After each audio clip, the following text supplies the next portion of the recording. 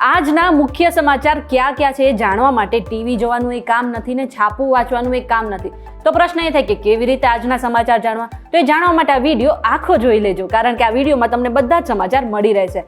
શરૂઆત આપણે ત્યાંથી કરીએ કે હું તમને એક પ્રશ્ન પૂછી લઉં કે આજે તમારા ગામમાં વાતાવરણ કેવું હતું? હું આવું એટલા માટે પૂછી રહી છું કારણ કે આજથી લઈને 28 તારીખ સુધી આખા રાજ્યભરમાં ભારે વરસાદની આગાહી કરવામાં આવી છે.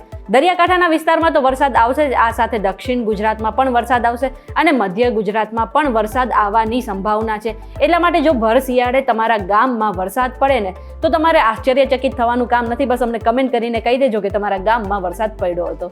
અરે મેડમે તો વરસાદની વાત કરી, પણ તો હું તમને થોડી શિયાળાની જ વાત કરી દઉં. શિયાળાનો સિઝન છે એટલા માટે થઈને આપણે ગરમ પાણી કરવા માટે ઘણા બધાના ઘરમાં ગેસ ગીઝર હશે. શું તમારા ઘરમાં પણ ગેસ ગીઝર છે?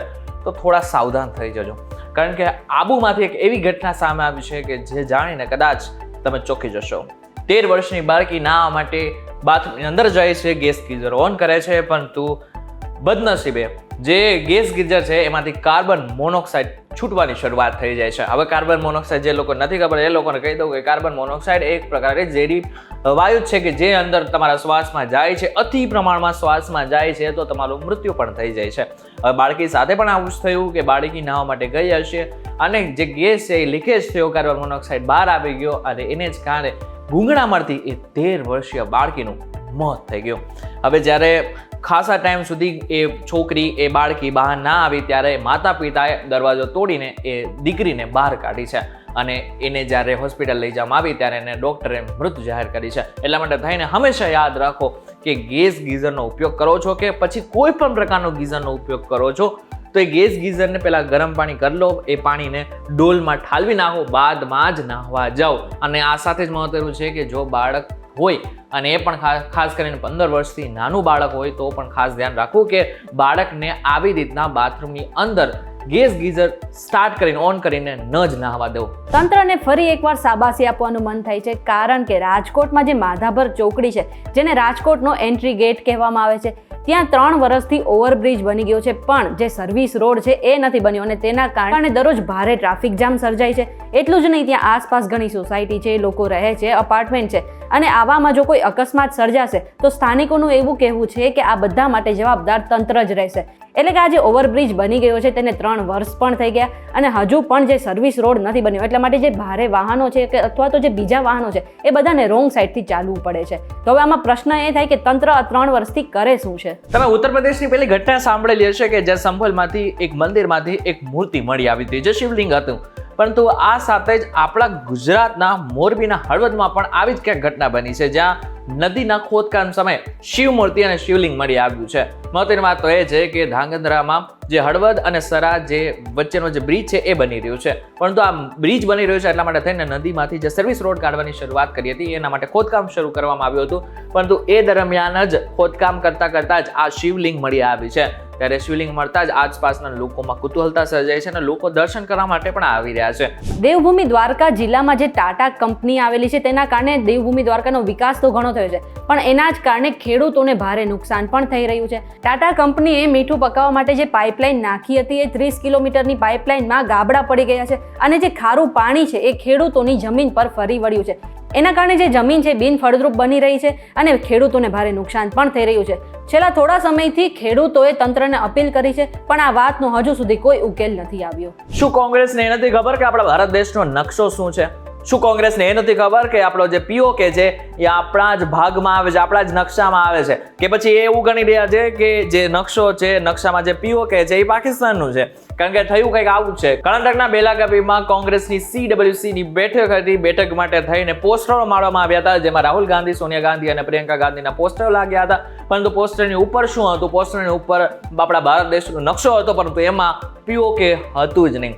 હવે આમાં કોની ભૂલ છે એ તો પછી આગળ જઈને તપાસમાં ખબર પડશે, પરંતુ આ બધાની સાથે સાથે હવે ભાજપને એક શસ્ત્ર પણ મળી ગયું છે, કારણ કે ભાજપના અમિત માલવે એક સુપર પોસ્ટ કરીને કહી દેલું છે કોંગ્રેસના નેતાઓ રાહુલ ગાંધી, પ્રિયંકા ગાંધી અને આની સાથે સાથે જે સોનિયા ગાંધી છે એમના પોસ્ટરમાં ભારતનો નકશો જે છે એ ખોટો છે. અત્યારે શિયાળામાં ખાસ કરીને જમ્મુ કાશ્મીરમાં ભારે હિમવર્ષા થઈ રહી છે અને ઘણા લોકો એ જગ્યા પર ફરવા પણ જઈ રહ્યા છે આ સાથે જ હિમાચલ પ્રદેશમાં પણ ઘણો સ્નોફોલ થઈ રહ્યો છે અને ખાસ કરીને ગુજરાતીઓને આખા દેશમાંથી લોકો જે છે એ હિમાચલ પ્રદેશમાં અને મનાલી જે સાઈડ ફરવા જઈ રહ્યા છે. પણ એ લોકોએ હવે થોડુંક સંભાળીને જવું જોઈએ, કારણ કે લાહોલ અને સ્પીતિ આ બે એવા જિલ્લા છે હિમાચલ પ્રદેશના જ્યાં ભારે હિમવર્ષાને કારણે 100 જેટલા લોકો ફસાઈ ગયા હતા અને 12 કલાકના રેસ્ક્યુ બાદ એ 100 લોકોને બચાવવામાં આવ્યા છે, જેનો વિડીયો પણ વાયરલ થઈ રહ્યો છે.